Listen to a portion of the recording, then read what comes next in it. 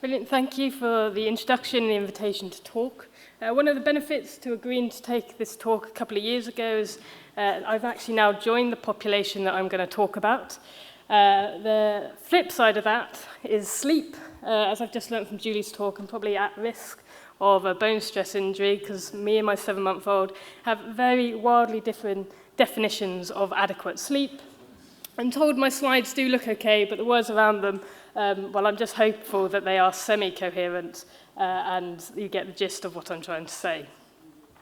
Before we move on to the postpartum runner, as I've said in the title there, it's an opportunity to maybe prepare the runner. So we're going to take a look at the pregnant runner. I'm going to use this hypothetical competitive runner, I do promise you, competitive runner. Maybe we'll just call her Lizzie for the argument today. And one of the issues we have with women going through pregnancy is about engagement with exercise. It's actually not common for a runner to be able to, or to continue with engaging with running into their 3rd trimester. This Lizzie here is about 7.5 months pregnant. And there are several barriers and concerns that pregnant women have in engaging with running in particular.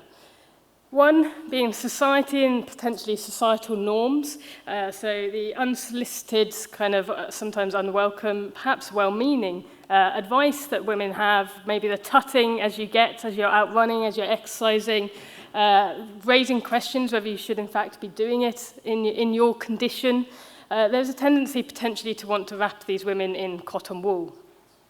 Another concern, one of the bigger barriers, is actually their own feelings of, is it safe to run whilst pregnant? And unfortunately, we have a huge lack of running-specific kind of research in terms of the safety. There is a study recently that's come out of elite runners, which has shown that they were running right the way through their pregnancy, through to 3rd trimester, and they suffered no fetal or maternal adverse health outcomes. That was a group of about 42 runners, but obviously we need a lot more research in this area. Another concern is pelvic floor dysfunction. Pelvic health is one of those areas that's a bit of a taboo area. It's not talked about enough really in sport medicine. It's perhaps not known enough about either. And one of the biggest or most prevalent issues, particularly for women, particularly who are pregnant and in high-impact sports, is leaking urine. So Lizzie here is kind of tick, tick, tick, all of those boxes. And we need to understand, is her risk of leaking urine perhaps more prevalent because she is running during pregnancy? But unfortunately, we don't have the epidemiology data because the systems that we typically use don't actually ask questions around, is Lizzie pregnant? And the pelvic floor dysfunction is not actually that prevalent in a lot of epidemiology data unless we specifically ask the question about it. And then the final concern that we often hear is, well, how do I get back to running? As an athlete, and for those of you that are an athlete, have been injured or help manage athletes, that's often one of the questions you'll get is, when I can be back, how can I get back? And it's no different for a pregnant runner. Unfortunately, though, up until 2019, there was simply no information out there on how we can support the runner in their postpartum period. In 2019, some clinical guidance was put together by a group of physiotherapists, and that has really been a bit of a catalyst for some research to emerge. Also, we found in our large cohort of runners, nearly 900 that we surveyed, 2/3 of them don't receive any guidance during pregnancy related to exercise, and that follows through into the postpartum period. So really, it's no wonder that we see that it's not common for people to keep engaging with exercise during pregnancy. Now, as I mentioned, our hypothetical runner here is competitive, so she has a support team around her, and they are diligently recording her injuries, her illnesses, following what we call our consensus guidelines of how to do so, which is kind of our holy Bible if you're working in epidemiology. They'll be monitoring her, collecting lots of data. We've heard through the various talks already the different types of data that we can have access to our athletes on. But very rarely do we actually collect some female-specific data, and Julie's mentioned a few of those, and I'm also going to argue that we need more female specificity when dealing with our runners, and particularly then if they go on to become pregnant and into the postpartum period. I mentioned the issue on epidemiology data. So even if you have a medical team and you're supporting your athletes and recording their health problems, you're hopefully following the recommended guidelines of how to do that. And there have been many guidelines over the years in sport, and this is the sport-specific ones out there.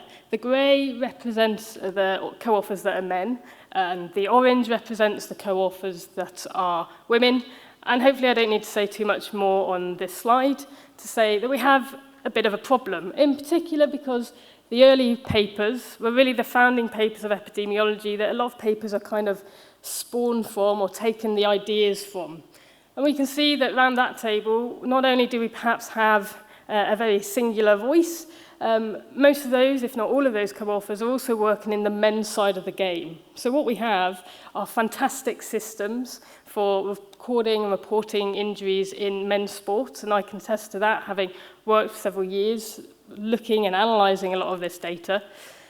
But it means we don't have any female-specific parts of our consensus. So, for example, Lizzie, who is leaking urine, the fact that she's pregnant won't actually appear in our monitoring system. Simply not part of how we record our information. So we won't be able to answer the question, is she more likely to leak urine because she's pregnant, because she's running? Because we simply don't have enough of that data, and we don't have the systems that can fit to answer that question. So a rather naive, foolish, and slightly younger version of me a couple of years ago decided, well, let's try and answer that gap that we have. And I was really fortunate to work with Professor Everett van Hagen on this. Who has helped co-lead this project, and we convened a really fantastic group of sports medicine, sports science, epidemiology experts in female athlete health to try and plug that gap in our epidemiology systems. It's still the process of actually being submitted and going through review, so if you could please refrain from putting this on social media at the moment.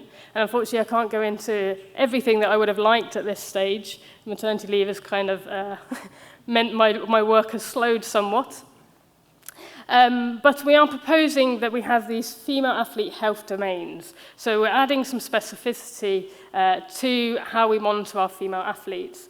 Here is just an example of some of those domains. There are 10 that we've identified in total. But you can see in particular pregnancy, postpartum, and even up to menopause are things that we're proposing we need to be including in our systems so that we can start to make links between the health problems, the sport exposure, and those outcomes that occur.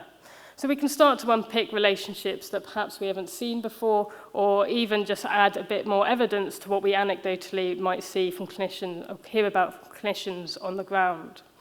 Not only have we identified these 10 domains, we also are giving a bit more recommendation to the kind of data that you might gather as, if you will, baseline data, the types of questions you might ask. So typically, when we gather data on our athletes, we might ask about their body mass, their height. These days, there is a lot more information out there on the menstrual cycle. It's becoming a lot more common to start asking those questions. But in the case of Lizzie, our runner, we wouldn't know, for example, is this her first pregnancy or her second pregnancy? How were those pregnancies delivered? And for pelvic health, they're really key questions that maybe we should be asking of our runners, particularly running, when we know that you're going to be loading that pelvic floor twice during a gait cycle. It's not like if you injure a limb where you're only loading it once during a gait cycle. That pelvis is being loaded with every step that you take. So we're proposing that we can ask more specific questions for the female athlete. And that works really fantastically with a great paper that Professor Kirsty Elliott-Sale and colleagues put out recently last year. It's a working guide for how we can help define and characterize our female cohort. That allows us to be, I guess, a bit more precise with the groups that we're doing our research on. So if you are working in this field, this is a really good document that has some clear definitions of how we could start grouping athletes at the different phases of pregnancy and also the menstrual cycle.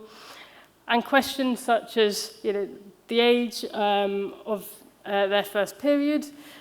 That might be a key risk factor for certain things that we're unaware of because we're simply not asking those types of questions. So we're hoping that this document combined with our consensus document will help us to start understanding the female athlete a lot better and start identifying relationships in regards to their health outcomes as they're hopefully continuing with their activity as much as they feel safe to do so during pregnancy and potentially into postpartum. So hopefully we are going to be drawing a line in the sand with systems that we had prior to this female athlete consensus and systems that we have after, where we actually have female-specific systems rather than the systems that we've spent years optimizing, but really have been optimized for the men's game or male runners, for example. So I talked about preparing for injury. Now, of course, pregnancy is not an injury, but it is a period of time where a lot of changes will go on. I'm not going to present a slide with all of those changes, mainly because, to be honest, having lived through it, there's so many changes that happen that I was completely unaware that would happen. Looking at the literature, I kind of just went, oh, there's too many for me to even report. But there are so many that go on, and then followed by that, there is a major event, childbirth. Now, that can be through vaginal delivery, it could also be through cesarean section, which is major abdominal surgery, which in this country, as it stands, you get zero physiotherapy for, zero rehabilitation as the norm. Now, unless you are in the unfortunate place of it being more complicated, and then you are, of course, offered. So we have this prolonged 9-month period where changes are occurring. We then have this major event. And then we enter our postpartum period, which is the rehabilitation phase following those changes. So back in 2021, I was able to work with a great team of physiotherapists, a statistician, and also a fantastic PhD student, Meg James, to try to just start to understand if we were going to support our runners to get back to running postpartum, what factors might contribute to a successful return. And before this, we really didn't have much of a starting point, because as I say, this is a very under-researched population. And we were able to identify 4 main factors that contribute to a successful return to running. Running during pregnancy being the first one, so Lizzie is already ticking that box. Having a lower fear of movement, which is actually something we see in the sport medicine literature a lot with other injuries, such as lower back pain or anterior cruciate ligament injury, and having a high fear of movement in those injuries often tends to mean that they're not returning to their sport or not returning as quickly as others. And another thing was having a high running volume pre-pregnancy, so going into their pregnancy, they were already training a fair amount. That increased the odds of returning to running, whereas having this sensation of vaginal heaviness actually decreased the odds of returning to running. As a scientist, before I became that population, this concept of vaginal heaviness was not something that I was that familiar with. This actually solely came from speaking with those clinicians who talk a lot about there being this feeling down below or this heavy feeling. And sometimes that can indicate that there may be issues such as pelvic organ prolapse, but not always. I guess it's similar if you have an injury that is painful, sometimes there may be a structural issue, sometimes there isn't, but it's still something that you would treat and manage. So having this sensation was a barrier to people returning to running. We then also looked at factors that might contribute to leaking urine during running. Obviously, being back running, unsurprisingly, was a factor. So was vaginal delivery, which, again, is similar to what we see in the literature, that if you've had a vaginal delivery, you have a greater chance of leaking urine than if you'd had a cesarean section. And I guess similar to injuries, where if you've had that injury in the past, that's the most common risk factor often for having that injury again.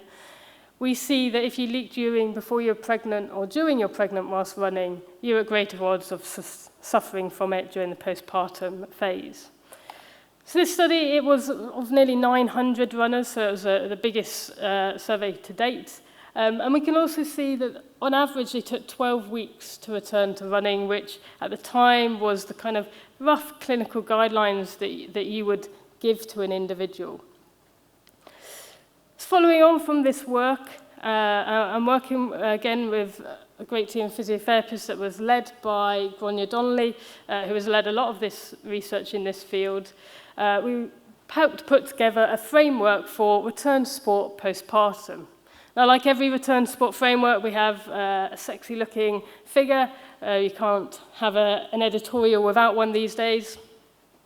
And it's called the 6 R's. So we have ready, review, restore, recondition, return, and refine.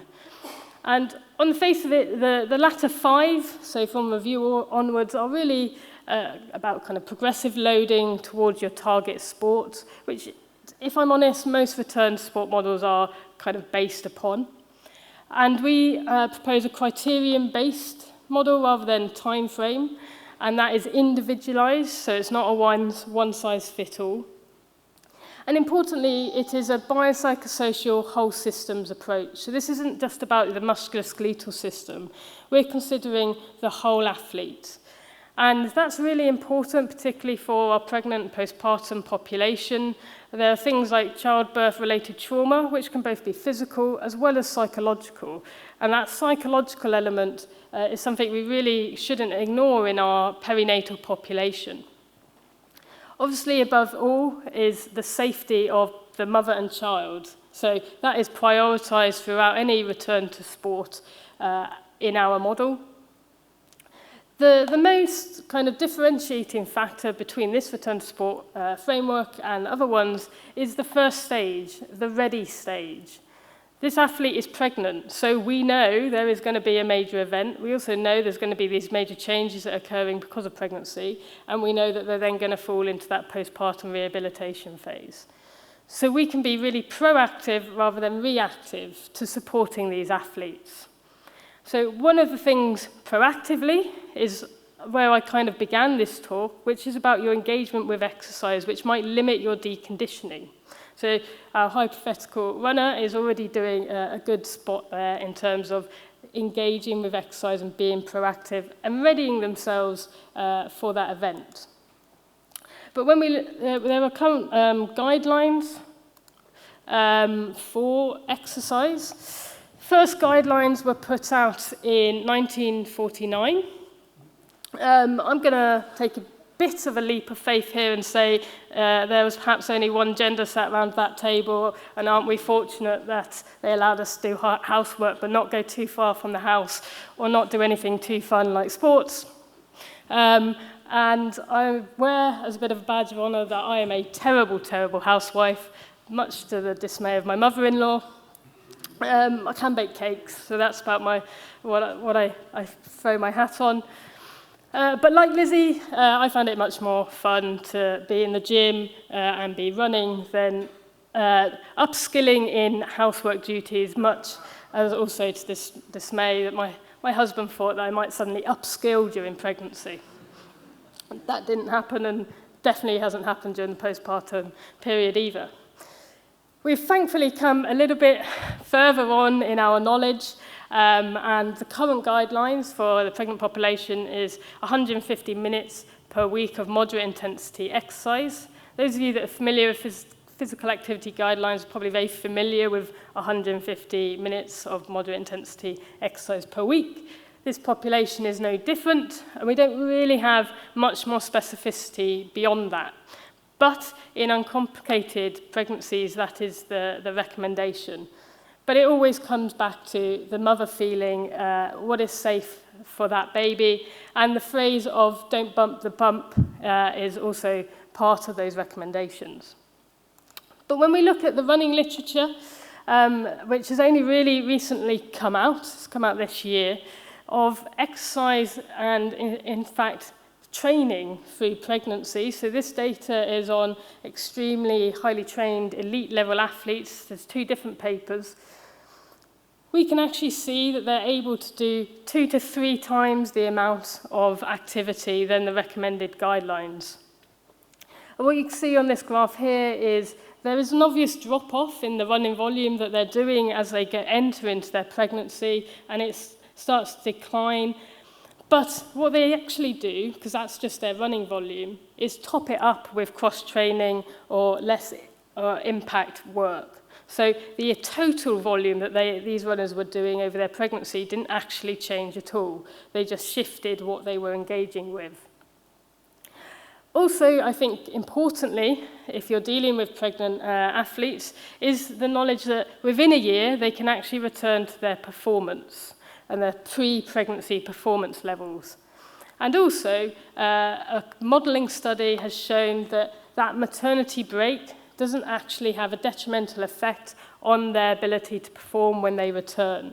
So this study, it actually took a large group of available data, and when you model the age-performance relationship, I think it explained about 92% of the variability in performance.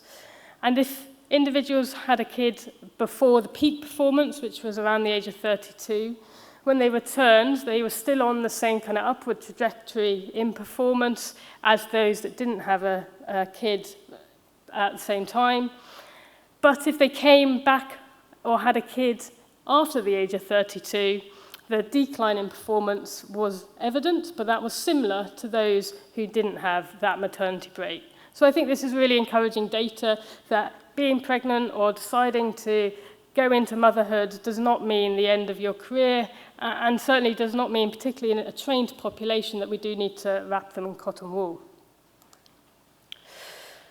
So for the postpartum runner, I've talked about activity. That's a clear proactive approach that we can use. One of the other things that you can do if you're supporting this athlete is actually educating them on the perinatal health changes that are about to occur.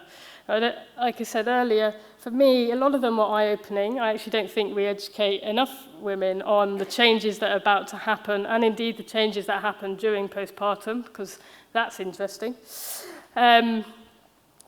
So the more that we can actually educate them on the increase in body mass, on the other changes that will be happening, the better. Now, that might be something that you don't actually specialize in. And this is where having an access to a multidisciplinary team is integral, and it's something that we recommend in our 6 R's framework. And in particular, reaching out and including a pelvic health physio is very important for this population. Even if they maybe don't show signs of pelvic floor dysfunction, they've had for 9 months a growing human weighing down on that pelvic floor. And so just maybe offering a pelvic health evaluation might be a useful step of identifying things in that athlete that you're unaware of.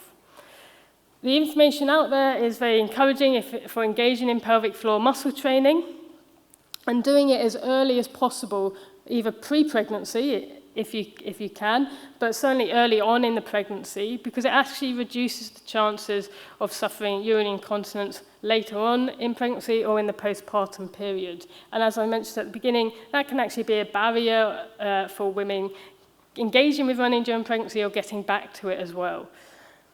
Make sure as well that it's supervised, at least in the initial stages, and that's where having a pelvic health physio is really important. Because if I asked all of you now to try and engage your pelvic floor, A, I wouldn't know what you were doing, and B, it's quite likely that most of us weren't doing it correctly. It's not like a squat or a deadlift where I can just show you what to do. So having someone with knowledge of that anatomy in that area who does this routinely as part of your team can help with that supervised element to ensure they're engaging those pelvic floor muscles appropriately. And simple things like having a correct bra support or that's fitted, because during pregnancy there will be increases in the breast volume, and if they go on to breastfeed, that will then increase further. So making sure that we have appropriate bra fit is important, because we know biomechanically that larger breast volumes induce greater displacement as an individual is running, which can induce pain if they are not wearing an appropriate fitted bra. So that's something that you could be discussed with the athlete and monitored over the time, because they may need to have several different bras throughout their pregnancy as they grow. So one final element is, once we've been proactive, we've tried to support them best as they can during their pregnancy, and now it's about re-engaging them back with running. Gronny led on a clinical commentary, and we put forward essentially a 12-item checklist, particularly for those who aren't used to working with this population. And at the heart of it is, again, this whole systems approach. So it's not just the pelvic floor or the musculoskeletal system.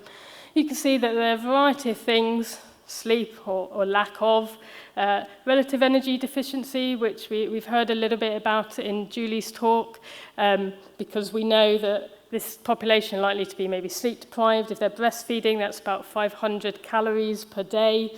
And if they're going back to high running volumes, which is also takes a huge amount of calories, you need to make sure nutritionally they're in the right place. And similar to injury, this population want to get back to running, so screening them as they're returning back to running is important. I've mentioned already pelvic health evaluation, but also things like low tolerance, like you would do with a lower limb injury. So you might start with your bilateral exercises and go up to more unilateral, quicker exercises. There's a good overview of what these are in the clinical guidelines that got put out in 2019. And as we've shown in our study, about 8 out of 10 postpartum running populations actually suffer pain whilst running, potentially because they don't know how to return, maybe they do it too quickly.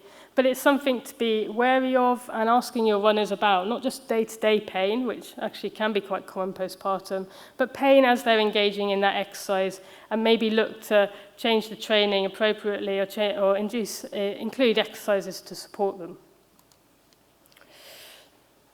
So to summarize, what I think we need to help our female running population and athletes in general are more female-specific monitoring systems, make sure we're asking the right questions to help us define our cohort better as well, and proactively prepare them during that pregnancy. So that may be education, and where it is safe to do so, engaging with exercise and sport. But always come back to wanting this whole systems approach, whereby we're not just focusing on the musculoskeletal system, we're actually thinking about the whole person and the different factors that might contribute to that. So thank you very much for listening, and I'll take any questions.